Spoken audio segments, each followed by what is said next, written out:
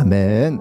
네, 오늘도 오신 한 분 한 분을 또 환영하고 축복합니다. 네, 오늘 제목이 라이드처치 어떤 교회 또 어떤 메시지 어떤 제자라는 제목으로 말씀을 나누도록 하겠습니다. 벌써 라이드처치 개척한 지가 이제 5주년이 됩니다. 이제 저희가 개척 창립 이렇게 헷갈려 하실 텐데요. 네. 창립은 이제 3년째인 거고요. 그러니까 창립은 이제 교회 지방에서 실제 함께 예배를 드린 그 날짜가 이제 창립 예배이고, 개척은 진짜 말 그대로 저희가 몇 명이 모여서 함께 예배를 처음으로 드렸던 그런 시즌인데, 벌써 5년 전에 10월 달에 10월 첫째 주 주일날 처음에 이제 저와 또 여섭 간사님, 기석 간사님이 함께 3명이서 이제 예배를 드리고 이렇게 시작이 됐었는데요. 선교 단체도 이제 개척한 지 이제 11년이 됐거든요. 그러면서 나름대로 교회 개척을 하면서 또 배웠던 것이 무엇인가 한 3가지 정도인 것 같은데요. 뭐 만약 단체면은 어떤 공동체여야 되는가인데, 교회라면은 우리 교회가 어떤 교회가 되어야 되는가. 이제 마태복음 16장 18절에 지난번에도 함께 말씀을 보았는데요. 또 내가 너에게 이르노니 너는 베드로라. 내가 이 반석 위에 내 교회를 세우리니. 여기 이제 내 교회가 예수님의 교회를 의미합니다. 그래서 모든 교회마다 예수님이 주인 되시자라는 것이 사실상 교회론의 가장 핵심이 되겠죠.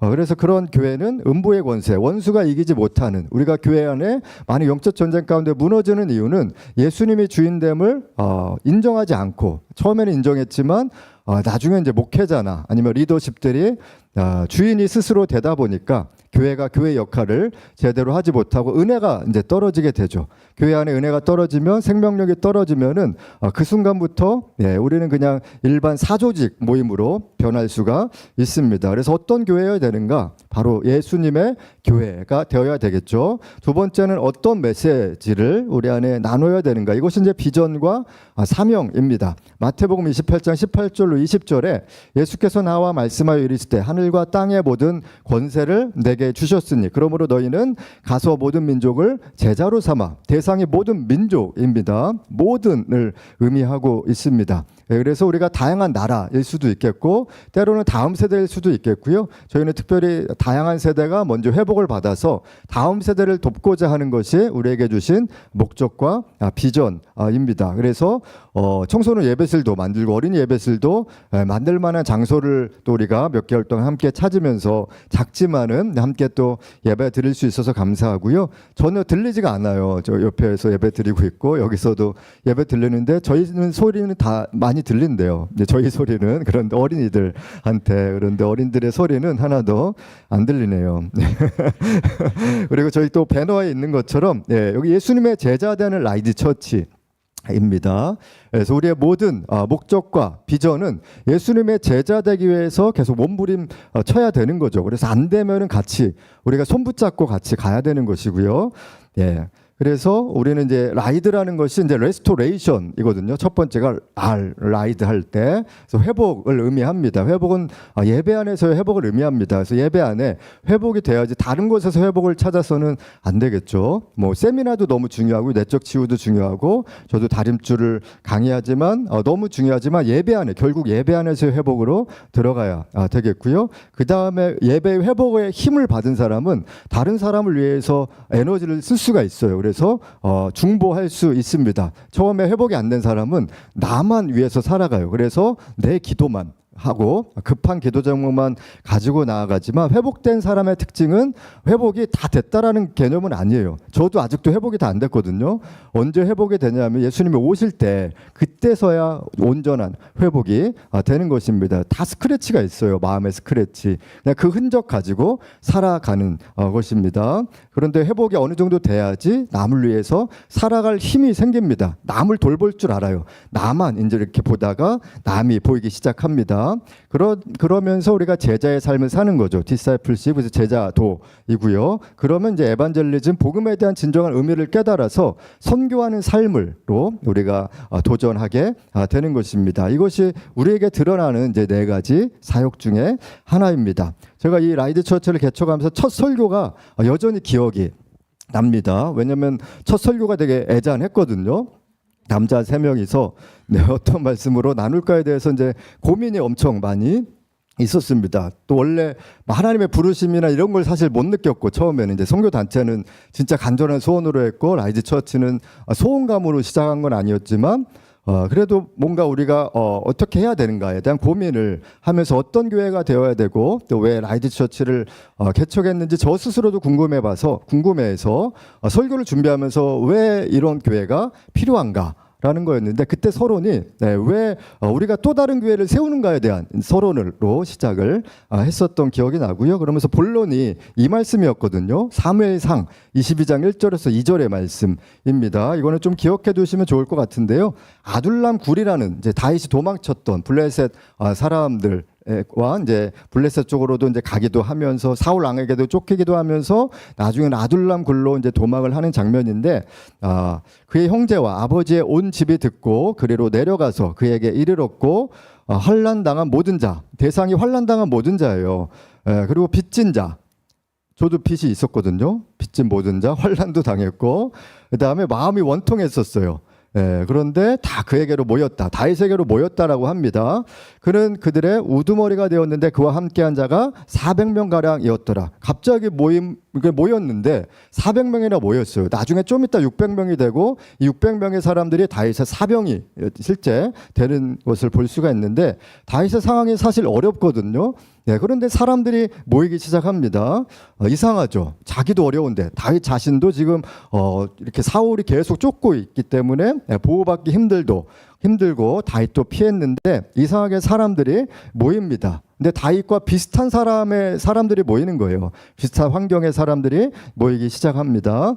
그래서 많은 사람이 다윗에게, 400명의 사람이 모여들었던 거는 다윗이 모집한 것이 아니에요. 광고에서, SNS에서 내가 이렇게 피했습니다라고 하면서 같이 아둘람굴로 올 사람 이렇게 같이 한 것이 결코 아니라 하나님께서 다윗에게 사람들을 붙여주신 결과였다라는 것입니다. 원통한 자들이 모이기 시작하고 환난당한 자, 또 빚진 자들이 함께 갑자기 모여들게 시작이 됩니다.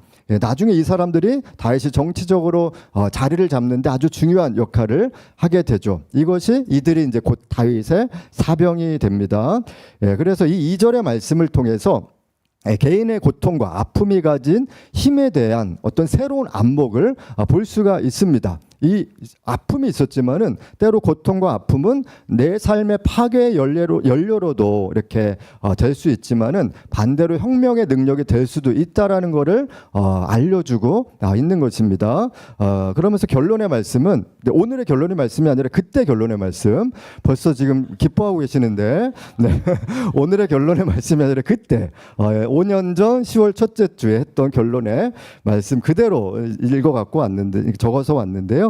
라이드 처치 어떤 사람이 올지 모르지만 시대적으로도 그렇고 아마 아둘람 동굴에 모인 사람들 같지 않을까라고 이제 마지막 결론을 내리면서, 교회는 병원과 같은 곳이 좀 되면 좋겠다. 그렇지만 병원만 아니라 군대로서의 어떤 군인 훈련소 같은 그런 장소가 되면 좋겠다. 라이드 처치가 그런 교회가 되기를 소망합니다라고 하면서 이런 사명의 말씀을 그때 이제 마지막 결론으로 냈습니다. 그렇다면 오늘 아까 첫 번째 봤던 어떤 교회, 또한 어떤 메시지, 이제 세 번째가 이제 오늘의 전체적인 메시지인데요.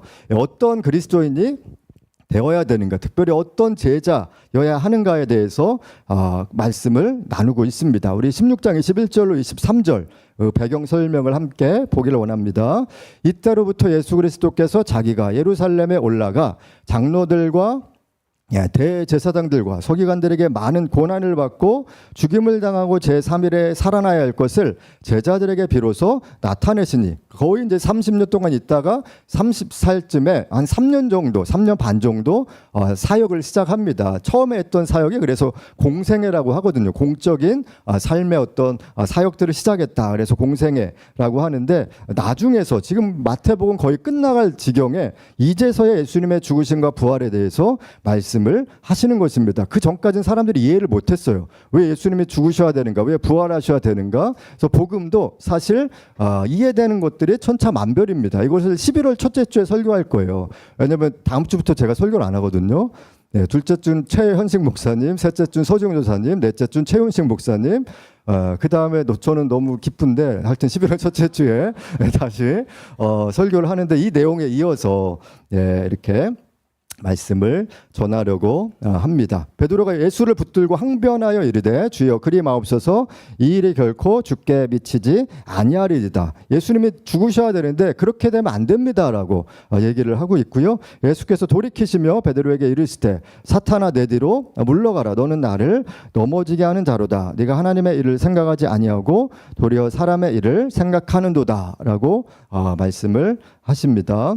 그러면서 말씀하셨던 것이 이제 사람의 일이 아닌 하나님의 일을 생각해야 된다라고 하면서 결국에는 하나님의 일이 무엇인가 24절에 말씀을 하고 있습니다. 예수께서 제자들에게 이르시되 누구든지 나를 따라오려거든 자기를 부인하고 자기 십자가를 지고 나를 따를 것이니라. 여기 보면 이걸 정확하게 한번 다시 괄호를 쳐서 이렇게 정리를 해봤는데요. 그러니까 나를 따라오려거든, 그러니까 예수님을 따라오려거든 조건문이죠. 대상은 누구든지입니다. 그 다음에 나를 따라야 된다라고 합니다. 우리가 누구를 따라야 되는가? 저도 아니고 뭐 우리 박상교 목사님 파도 아니고 지금 선생님 파도 아니고 은지사모님 최영래 목사님 파도 아니라 예수님을 따라야 된다라고 말씀을 하는데 그렇다라면은 누구든지는 어떤 사람들인가 이제 더 정확하게 마가복음 8장 34절에 나와 있습니다.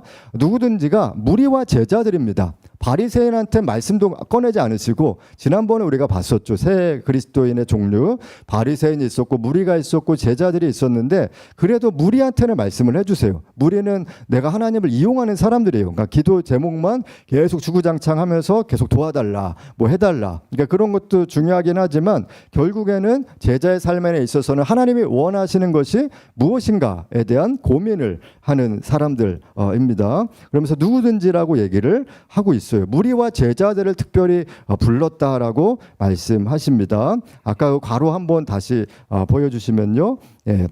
그러기 위해서는 두 가지가 필요한데 어떻게 따라야 되는가? 자기를 부인하고 우리 아내를 부인하면 안 되겠죠? 자기를 부인하고 오늘 날씨가 좀 춥습니다. 자기를 부인하고 자기 십자가 다 자기라고 얘기를 하고 있습니다. 나의 자아를 의미하고 있죠. 갈라디아서 2장 20절은 내가 그리스도와 함께 십자가에 못 박혔나니 그런즉 이제는 내가 사는 것이 아니요 오직 내 안에 그리스도께서 사시는 것이라. 이걸 매일 고백해야 되거든요. 아침에 일어나서 십자가에 내가 못 박혔습니다. 이미 못 박혔는데 그 못이 뚫고 나오죠. 그래서 우리는 다시 뚫고 나왔고, 또 내 스스로 살아가는 인생이 너무나 많이 있다라는 겁니다. 그래서 이 십자가 앞에서 육신의 정욕과 안목의 정욕, 이 세상 자랑에서 매일매일 부인하는 작업들을 해야지 되는 것입니다. 그 다음에 자기 십자가를 져야 된다라고 합니다. 각자마다의 십자가가 다 다릅니다.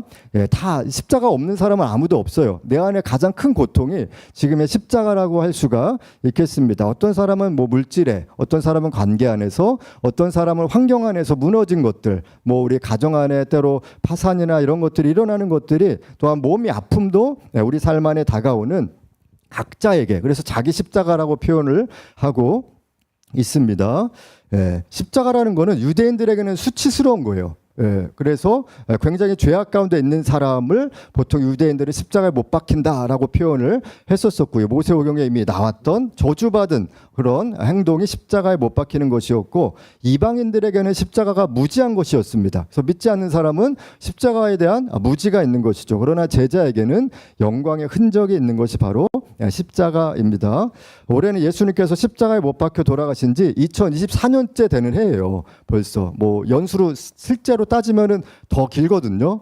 원래 한 BC 3세기 정도에 돌아가신 이제 게 맞는데, 역사적으로는 이제 나중에 달력을 이렇게 하면서 그걸 이제 잡아서 AD로 이제 해갖고 된 것인데, 대충 한 2024년 되는 해입니다. 십자가는 하나님의 우리를 정말 사랑하시는지 알려주시는 도구예요. 내가 너를 사랑한다라고 알려주시는 도구가 내가 너를 위해서 십자가에 못 박혔다라고 하는 가장 중요한 도구입니다. 여긴 작긴 하지만 십자가입니다. 왜 교회 십자가가 없냐고 지난번에 우리 또 어떤 교회 처음 온 청소년들이 얘기를 했었는데, 하여튼 십자가 달아야죠.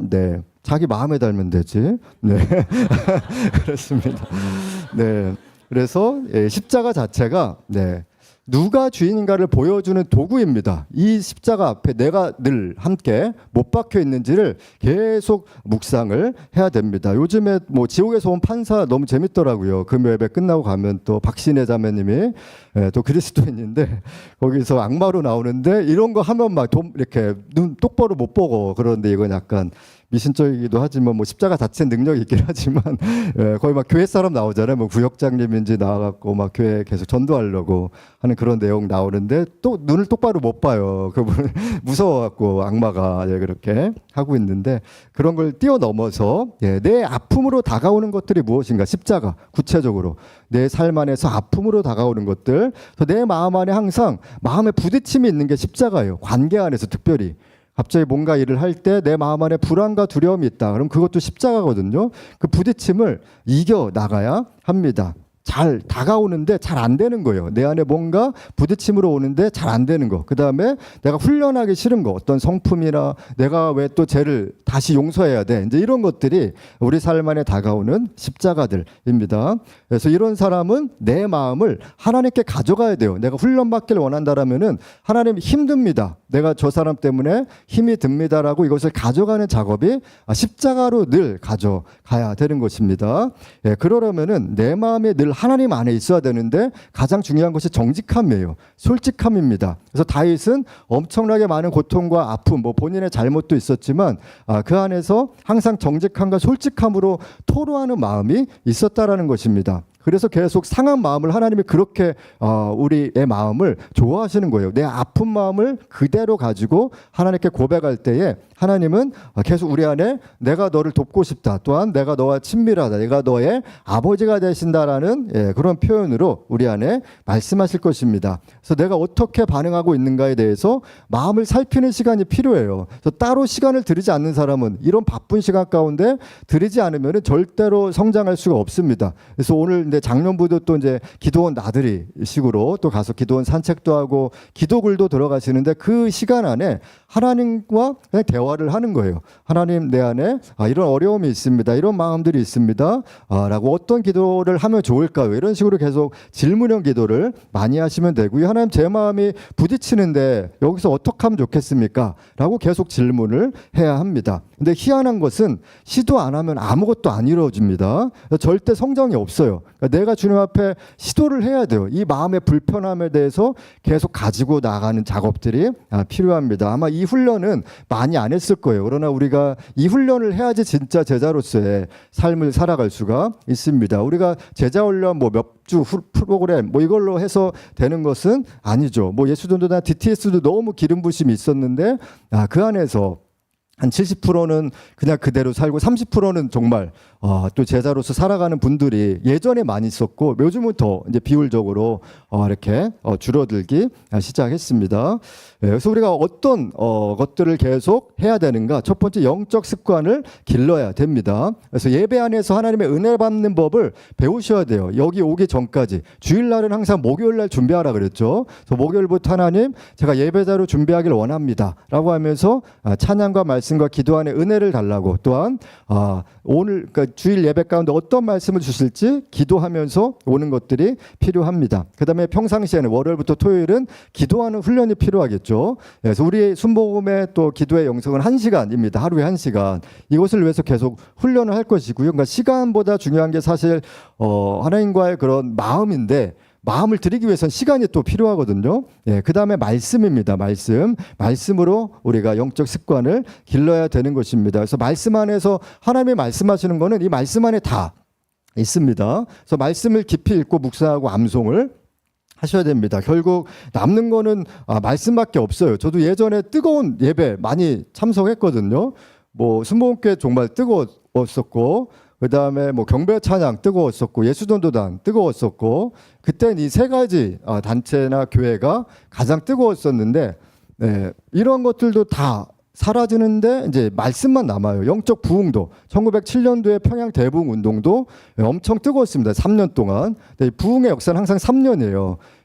대부분 보면 왜 기름 부심이 많이 사라지는가는 반대하는 사람들 특별히 그 교회 내부 안의 사람들이 반대를 해요. 이 현상이 왜 이렇게 나타나느냐, 반대를 하거나 피곤해서, 진짜 피곤해고 새벽부터 밤 늦게까지 하루에 2~3시간밖에 너무 은혜를 받아갖고 못 자서 이렇게 너무 피곤해서 이제 부흥이 중간에 이제 멈춰지는 경우들이 있습니다. 하나님의 예표를 보여주신 거죠. 하늘나라에서의 어떤 진짜 천국 이런 거다라는 거를 짧은 시간 안에 역사적으로 보여주셨어요. 저는 이러한 것에 나중에 이제 목숨 걸고 또 할 생각으로 또 하고 있습니다.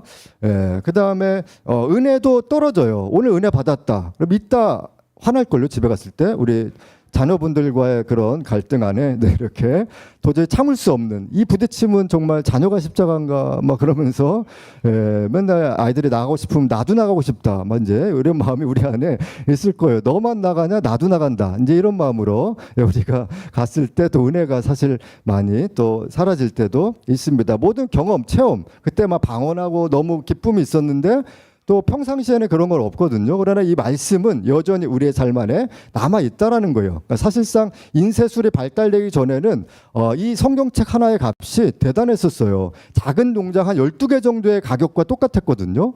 네, 농장 12개 정도와 이 성경책 하나. 그래서 엄청 비쌌던 게 성경이에요. 그래서 천주교 사제들만 봤었어요. 그래서 독일어도 그 전에 없었고 히브리어, 헬라어로 이렇게 라틴어로 계속 했던 것들을 볼 수가 있습니다. 그래서 우리 안에 얼마나 하나님의 축복인지 아셔야 되는데 베드로전서 1장 24절 25절에 그러므로 모든 육체는 풀과 같고 그 모든 영광은 풀의 꽃과 같으니 풀은 마르고 꽃은 떨어지되 오직 주의 말씀은 세세토록 있도다 하였으니 너에게 전한 복음이 곧 이 말씀이니라. 이 복음의 말씀이 계속해서 영원토록 예수님 오실 때까지 있다라고 말씀합니다. 근데 이것은 이사야서 40장 6절에서 8절의 말씀을 인용한 거예요. 원래 구약에서부터 있었습니다. 그래서 첫 번째 우리가 영적 습관을 길러야 됩니다. 이러한 훈련을 계속하기 위해서. 그 다음에 소그룹 모임 안에서 성장을 해야 하는 것이죠. 그래서 우리는 관계 안에서 성장하고 관계 안에서 나도 알아가고 다른 사람도 알아가고 다른 사람이 이렇게 신앙생활을 하는구나 하는 거를 볼 수가 있습니다. 그런데 이것도 잘 안 돼요. 왔다 갔다 하고 뭐 저도 넘어지기도 하고 그래서 하나님이 재양육 시켜주십니다. 계속해서 예배를 통해서 예배 안에서 하나님과의 만남 그러니까 개인 공예배 이번에 공예배, 오늘의 공예배, 그 다음에 개인 예배, 큐티인 거죠. 그런 예배를 통해서 하나님의 말씀을 해 주십니다. 결론을 이제 진짜로 말씀드리는데 우리가 못 박힌 척만 하면 아무 일도 안 일어나요. 삶에서 그냥 이제 수박 겉핥기식의 신앙을 우리가 살아갈 수가 있는데 이거 11월 첫째 주에 더 자세하게 나누도록 하겠습니다. 요한복음 12장 24절에 내가 진실로 진실로 너에게 이르노니 한 알의 밀이 땅에 떨어져 죽지 아니하면 한 알 그대로 있고 죽으면 많은 열매를 맺느니라. 그러니까 죽지 아니하면 그대로 있다라는 것이 아무런 변화가 없다라는 거예요. 다른 사람을 변화시킬 수도 없다라는 거예요. 근데 내가 죽으면은 누군가 다른 사람이 변화돼요. 다윗이 죽었기 때문에 다른 사람들이 변화됐던 것이고 바울이 죽었기 때문에 변화됐고 예수님이 죽으셨기 때문에 우리 안에 기회를 주셨다라는 것입니다. 그 당시에 12명의 제자를 통해서 세상이 변화되었습니다. 우리는 12명보다 많죠. 그래서 우리를 통해서 이 세상이 변화되기를 원하시는데 우리 교회를 통해서 하나님이 어떻게 일하셨는지 함께 잠깐 좀 보도록 하겠습니다. 한 50 몇 페이지인데요. 이게 페이지로 한번 같이 보시면 좋겠습니다. 더 한번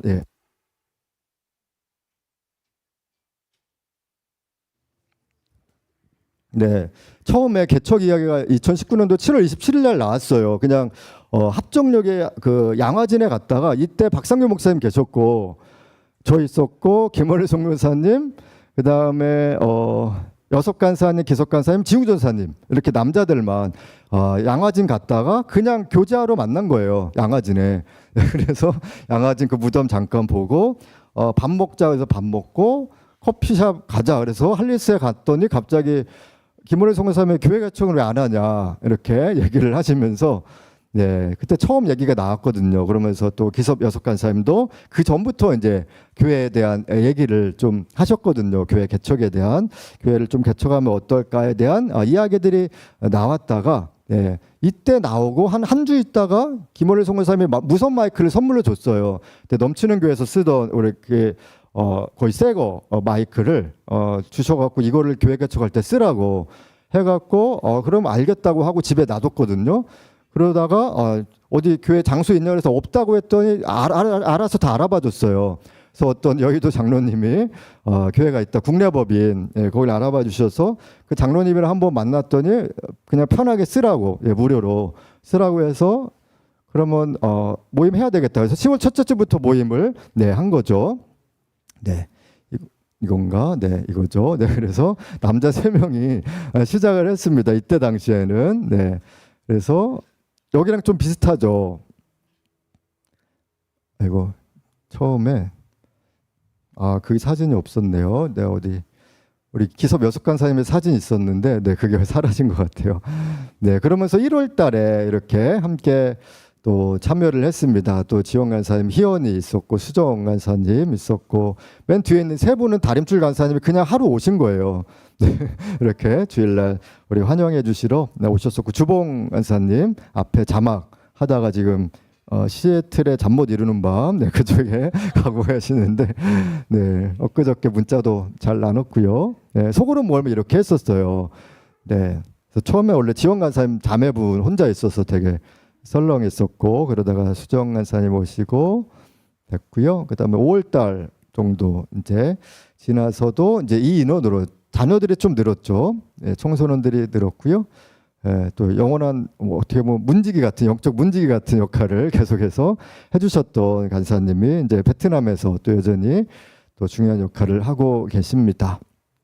네, 11월 달에는 맨 왼쪽에 계신 내 가정이 선교사님이세요. 그래서 최주연 선교사님, 그 가족의 이제 남편 선교사님께서 설교를 해주셨고요. 회중이 거의 없죠. 네, 가족들이 거의 절반인데요.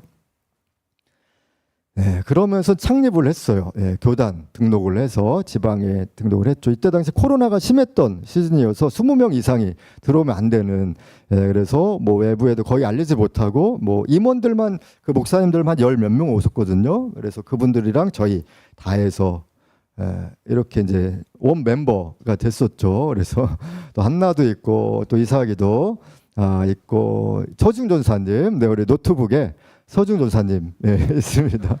그다음에 예주 맨 앞에 또 있고 희원이도 여기 있고, 네, 이렇게 있습니다. 네, 임원분들 같이 오셨고, 그때 은미자매님이 이날 전주 주일날 처음 등록을 했어요. 교회 등록이라고보다 그냥 예배드리러 왔다가 창립 멤버가 돼야 된다. 그래서 그냥 왔거든요.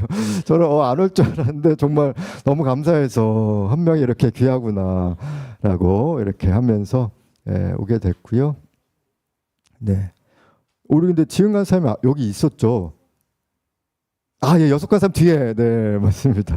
네, 그때는 아직 교회는 안 오셨고 그날 저희 꽃을 가지러 오셨는데 옆 빌딩에다가 꽃이 잘못 배달이 돼갖고, 네, 그래서 그거 다시 가지고 오시느라고 또 첫날부터 영적 전쟁이 또 있었습니다.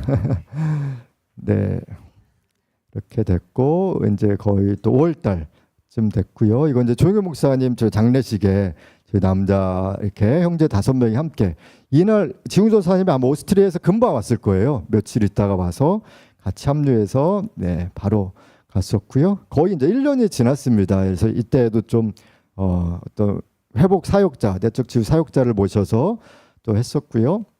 이도원 목사님이시죠. 그다음에 한 30명 정도 된 것 같아요. 11월 정도에는. 네. 그러면서 이때 우리 맨 앞에 오른쪽에 우리 승영 간사님이 있는데, 이때 그냥 청년부 사실 아니었어요. 앞에 있는 지혜자매, 앞도 대각선에 있는 성은자매 다 강남 청년들이거든요. 네, 저희 그냥 몇 번 온 거예요, 교회에. 근데 우리가 청년부라고 했죠.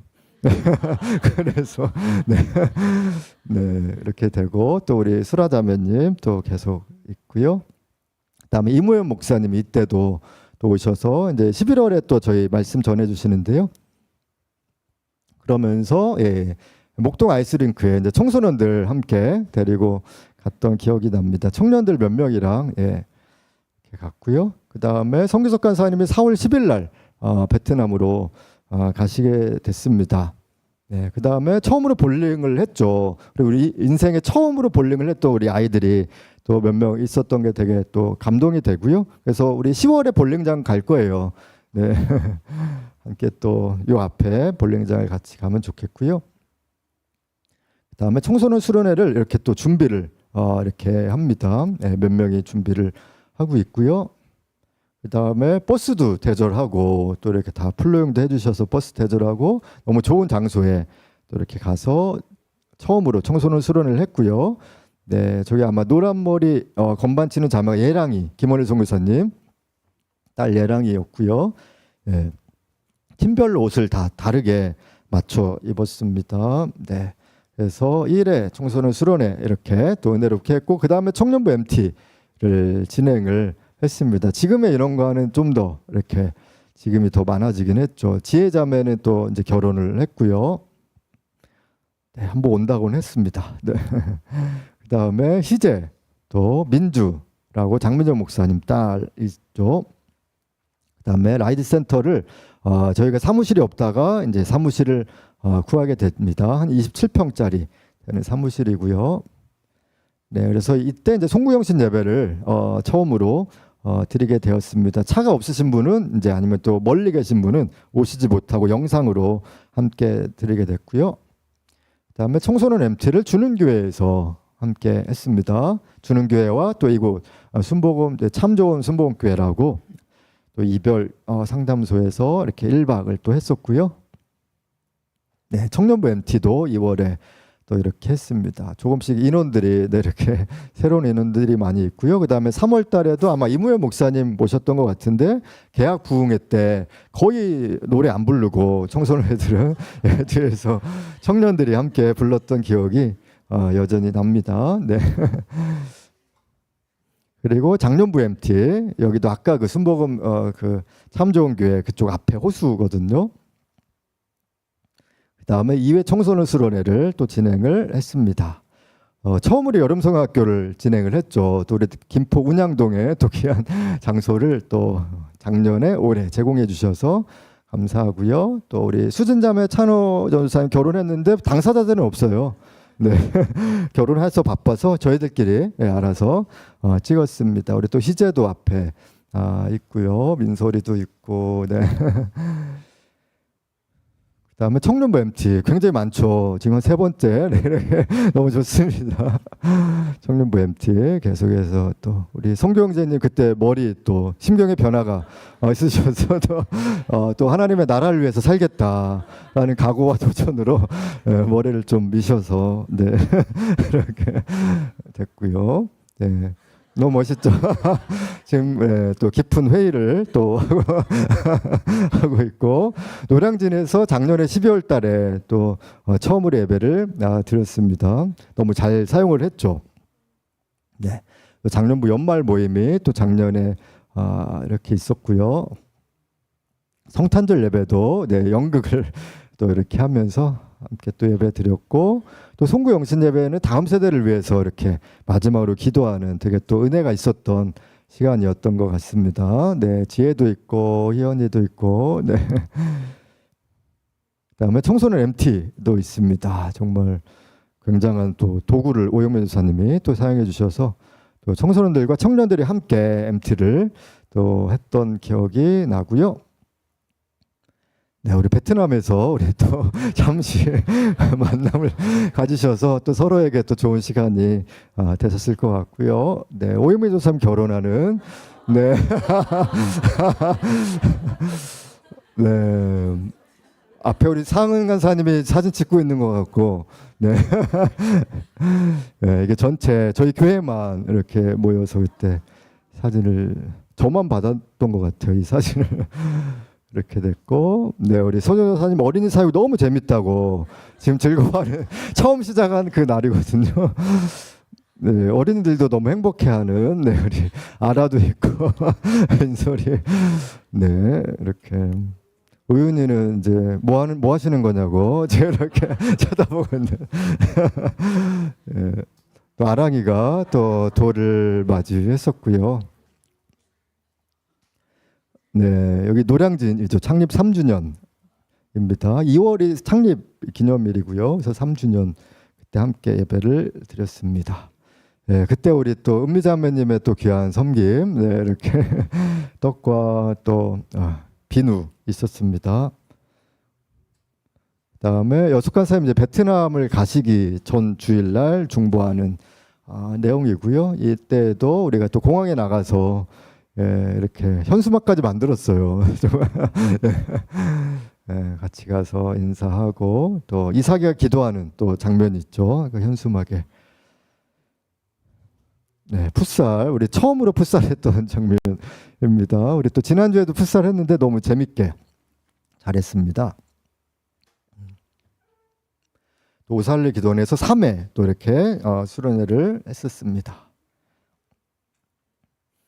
아마 성인 것 같은데 제가 밑에서 바닥에 놓고 그냥 찍었거든요. 막 때리고 그런 장면이었거든요. 그다음에 여름성경학교 제2회 여름성학교도 정말 은혜롭게 잘 마쳤습니다. 연남동 이제 이사를 하죠. 그래서 거의 5톤짜리랑 2.5톤 해갖고 짐이 꽤 많더라고요. 그래서 저는 이분들이 거짓말하는 줄 알았는데 진짜 짐이 많더라고요. 무슨 짐이 이렇게 많냐, 이렇게 무슨 차를 2대나 부르냐 했는데 진짜 2대 불렀어야 됐고요. 이제 다 마지막 정리를 이제 했고요. 바로 이제 신촌으로 이사 와서 뒤에 다 공사를 하는 중이어서 여기다가 이제 이렇게 해놓고 비닐로 다 쌌습니다. 대청소 우리 앞에 있는 형제는 고 요한 형제라고 원래 신촌 하나비전교회 형제인데 이삿짐 날려주러 왔어요. 옆 동네 바로 같은 10분 거리에 있는 교회여서 와서 도와줬습니다. 우리 또 청소년들도 와서 많이 했었고요. 우리 또 독사진들 너무 열심히 바닥 미는 거 잠깐 연출된 한번 찍었다가 잘못 찍어서 다시 한번 이렇게 빡빡 밀어달라고 했었고요. 그다음에 이건 다 진짜 실제로 했던 장면이고요. 화장실도 너무 열심히 하셨는데 거기 사진을 올려드리기에는 또 민망해서 화장실은 못 올려드렸습니다. 그래서 우리가 이렇게